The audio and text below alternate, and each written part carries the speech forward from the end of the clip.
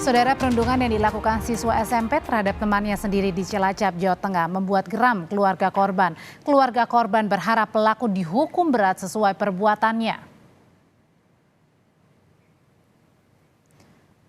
Keluarga korban perundungan terus memantau proses hukum yang sedang berjalan terhadap dua pelaku perundungan. Keluarga korban berharap kedua pelaku dihukum berat sesuai perbuatan dan peraturan yang berlaku.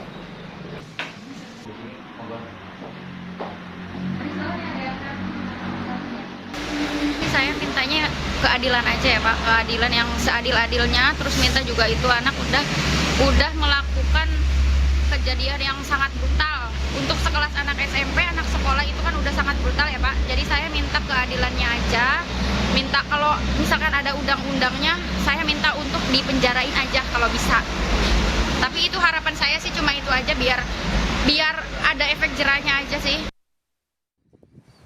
Sementara polisi bilang kemungkinan jumlah tersangka perundungan siswa SMP di Cilacap bisa bertambah karena ada beberapa siswa yang membiarkan dan merekam serta menyebarkan video aksi perundungan oleh pelaku. Sebelumnya, polisi telah menetapkan dan menahan dua tersangka.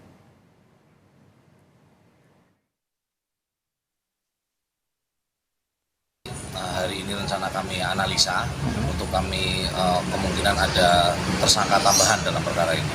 Itu yang muncul dari video itu atau pembuatnya atau siapa itu? Ya nanti tentunya akan kita pilahkan peran masing-masing, apakah itu dari yang merekam ataupun yang turut serta dan yang melakukan pembiaran.